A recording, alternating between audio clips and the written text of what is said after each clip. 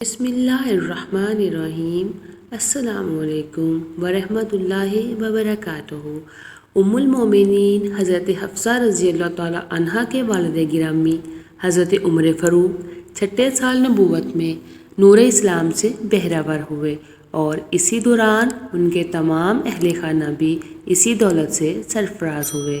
حضرت حفصہ بنت عمر ابن الخطاب اس منزل میں قدم رکھ چکی تھی کہ جب کہ شادی کر دینی چاہیے، چنانچہ بیٹی کے رشتے کے لیے ان کی نظر انتخاب حضرت خنیس بن حذافہ رضی اللہ تعالیٰ عنہ پر پڑی۔ چنانچہ دونوں کی شادی کر دی گئی۔ وہ ہنسی خوشی زندگی کے دن گزارنے لگے۔ اسلام اور کفر کی پہلی مدبیڑ میدان بدر میں ہوئی اور اس دن رمضان المبارک کی 17 تاریخ اور 2 سن ہجری تھا۔ اسی غزوہ میں حضرت حفصہ بنت عمر فاروق کے شوہر حضرت خنیس بن حذافہ بھی شریک تھے۔ بڑی بامردی اور جواں مردی سے دشمنوں کے خلاف لڑے اور خوب لڑے، دشمنوں کو مارا بھی اور خود بھی زخم کھائے اور اتنے زخم کھائے کہ چور چور ہو گئے۔ اسی حالت میں انہیں واپس مدینہ منورہ لایا گیا، جہاں انہوں نے غزوہ بدر میں کھائے ہوئے زخموں کی بدولت جام شہادت نوش کیا۔ جب حضرت حفصہ رضی اللہ تعالیٰ عنہا اپنے خاوند کی رفاقت اور محبت سے محروم ہوئیں اور بیوگی کی چادر اوڑھی تو اس وقت ان کی عمر 21 سال تھی۔ جب عدت کی مدت ختم ہوئی تو لامحالہ اپنی جوان بیٹی کے عقد کی فکر ان کے والد گرامی حضرت عمر فاروق رضی اللہ تعالیٰ عنہ کو ستانے لگی۔ تمنا تھی کہ جلد سے جلد بیٹی کا گھر آباد ہو جائے اور وہ اس تلاش میں تھے کہ کوئی قابل اعتماد رفیق زندگی اس کے لیے مل جائے۔ وہ اسی تذبذب میں تھے کہ ان کا خیال حضرت عثمان غنی کی طرف گیا۔ میرا خیال ہے مجھے عثمان سے بات کرنی چاہیے۔ اس خیال کے آتے ہی ان کے دل و دماغ میں اطمینان کی لہر دوڑ گئی اور پھر وہ حضرت عثمان کے گھر کی طرف چل پڑے۔ وہ گھر پر ہی تھے، بڑے پرتپاک اور محبت سے حضرت عمر فاروق کو ملے۔ ایک عرض تمہارے پاس لے آئی ہے۔ حضرت عمر فاروق رضی اللہ تعالیٰ عنہ نے گفتگو کا آغاز کیا۔ کہو۔ حضرت عثمان ہمتاً گوش ہو گئے۔ تم جانتے ہو حفصہ بیوہ ہو چکی ہے، میں چاہتا ہوں کہ تم اس سے شادی کر لو۔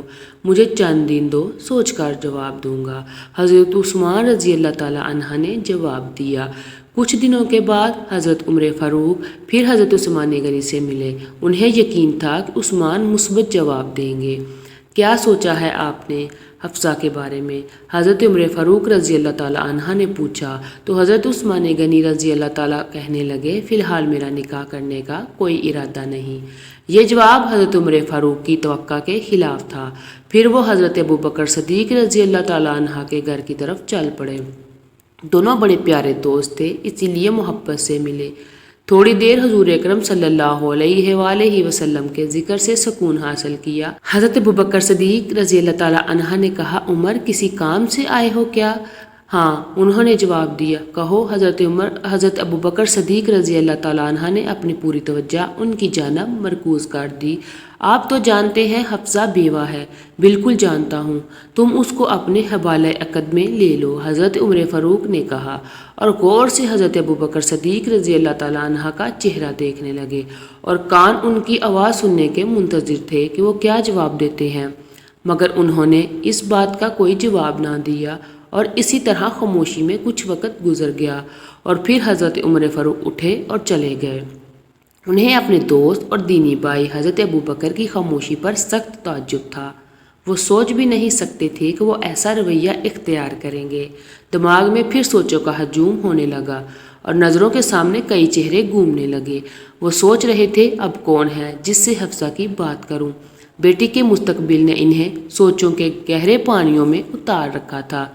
ایک دن وہ بارگاہ نبی میں حاضر ہوئے اور عرض کی، یا رسول اللہ صلی اللہ علیہ وآلہ وسلم، میں نے حفصہ سے شادی کے لیے عثمان سے کہا تو انہوں نے صاف انکار کیا۔ ابو بکر سے اس ضمن میں بات کی تو انہوں نے چپ سادھ لی۔ اپنی مراد کی وجہ پریشانی معلوم ہوئی تو حضور اکرم صلی اللہ علیہ وآلہ وسلم نے ارشاد فرمایا، فکر نہ کرو، حفصہ کی شادی اس شخص کے ساتھ ہوگی جو ابو بکر اور عثمان سے افضل، اور عثمان کی شادی اس سے ہوگی جو حفصہ سے بہتر ہو۔ اپنے آقا و مولا صلی اللہ علیہ وآلہ وسلم کی بات سن کر حضرت عمر فاروق کو اطمینان طلب ہوا۔ پھر حضور اکرم صلی اللہ علیہ وآلہ وسلم نے اپنے غلام جانوسار حضرت عمر فاروق رضی اللہ تعالی عنہ سے کہا، تم اپنی بیٹی کی شادی میرے ساتھ کر دو۔ اللہ اکبر! اس وقت سب پڑھ کر کیا خوش قسمتی ہو سکتی ہے۔ اور پھر حضرت عمر فاروق رضی اللہ تعالی عنہ نے اپنی بیٹی کا نکاح حضور اکرم صلی اللہ علیہ وآلہ وسلم کے ساتھ بعوض 400 درہم کے کر دیا، اور وہ حرم نبوی میں داخل ہو کر ام المومنین کے اعزاز سے مشہور ہوئی۔ یہ شادی شعبان 4 ہجری میں ہوئی۔ اس نے حضرت عمر فاروق کو حضور اکرم صلی اللہ علیہ وآلہ وسلم کے اور قریب کر دیا، اور ان کا قبیلہ عدی جس کے پاس سفارت کی ذمہ داری تھی، رسول صلی اللہ علیہ وآلہ وسلم کے ساتھ رشتہ مساہرت میں منسلک ہو گیا۔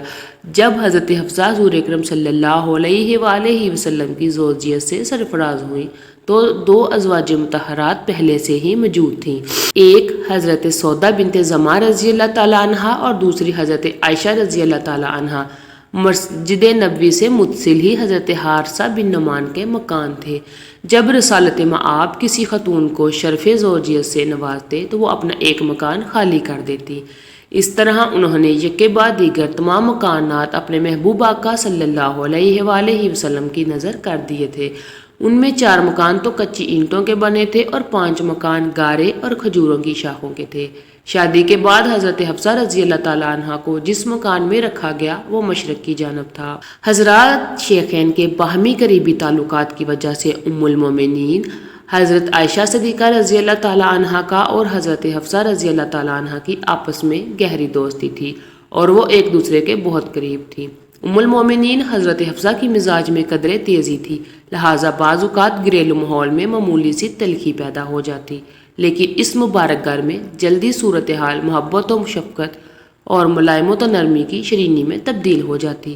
حضرت عمر فاروق رضی اللہ تعالیٰ عنہ فرماتے ہیں، اللہ کی قسم ہم عہد جہالت میں عورتوں کو خاطر میں نہ لاتے تھے اور دبا کر رکھتے تھے، لیکن جب ہم مدینہ آئے تو ہمیں جہاں ایسے لوگ ملے جن پر ان کی بیوی حاوی تھی، اور یہی سبق ہماری عورتیں ان سے سیکھنے لگیں۔ ایک دفعہ کسی کام سے متعلق کسی سے مشورہ کر رہا تھا، میری بیوی کہنے لگی ایسا اور ایسا کر لو۔ میں نے کہا تمہیں اس بات سے کیا واسطہ؟ بیوی نے جواب دیا، تعجب ہے کہ آپ اپنے کام میں کسی کی مداخلت گوارا نہیں کرتے، حالانکہ آپ کی بیٹی رسول اللہ صلی اللہ علیہ وسلم سے تکرار کرتی ہے، جو آپ صلی اللہ علیہ وسلم کی رنجیدگی کا باعث بنتی ہے۔ یہ سن کر حضرت عمر نے اپنی چادر سنبھالی اور سیدھا بیٹی حفصہ کے گھر گئے۔ وہ مجھے دیکھ کر خوش ہوئی۔ میں نے پوچھا، بیٹی کیا تم حضور اکرم صلی اللہ علیہ وسلم سے تکرار کرتی اور جواب دیتی ہو جو انہیں گراں گزرتی ہے؟ بیٹی نے جواب دیا، ہاں۔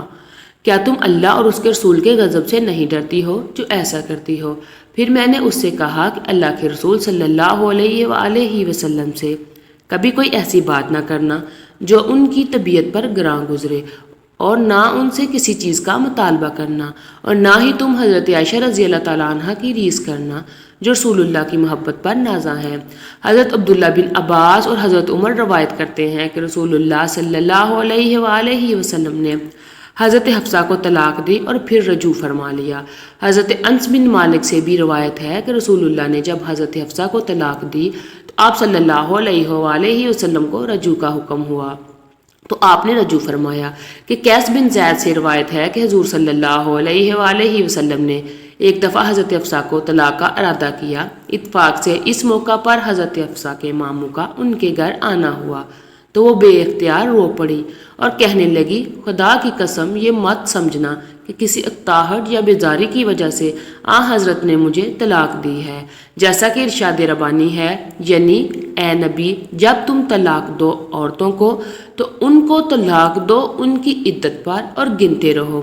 اس وقت حضور اکرم صلی اللہ علیہ وآلہ وسلم نے پہلی طلاق کا ہی ذکر فرمایا تھا، جس کے بعد رجوع کا امکان تھا، مگر رسول اللہ صلی اللہ علیہ وآلہ وسلم سے کسی شکایت کی بجائے وہ حضور صلی اللہ علیہ وآلہ وسلم کا دفاع کرتے ہوئے ذمہ داری اپنے سر لے رہی تھی، جس سے ان کا جذبہ فدائیت ظاہر و باہر ہے۔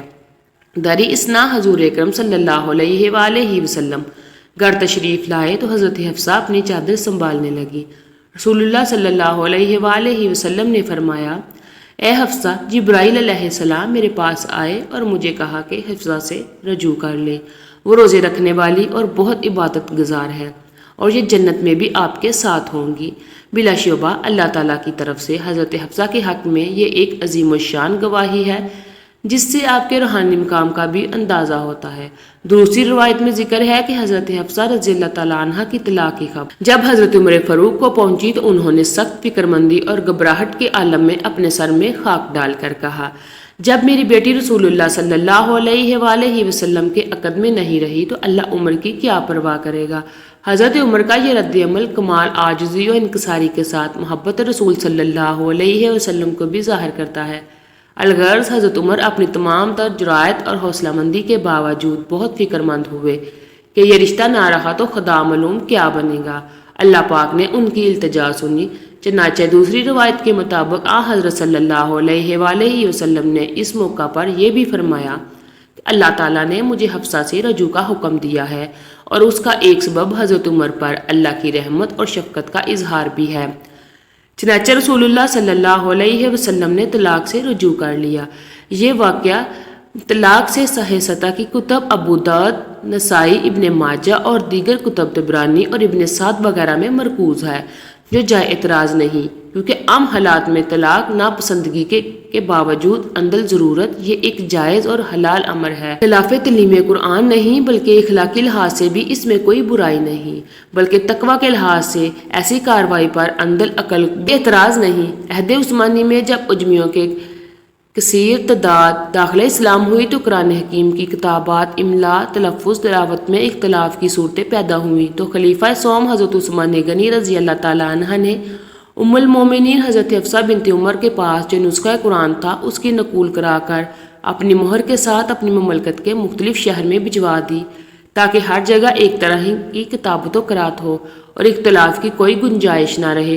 لہٰذا قرآن کی ترتیب کو تدوین اور اس کی حفاظت کا صحرا بھی ام المومنین حضرت حفصہ رضی اللہ تعالیٰ عنہ کے سر ہے۔ سن 41 ہجری 59 برس کی عمر میں ام المومنین حضرت حفصہ رضی اللہ تعالیٰ عنہ نے اس دنیا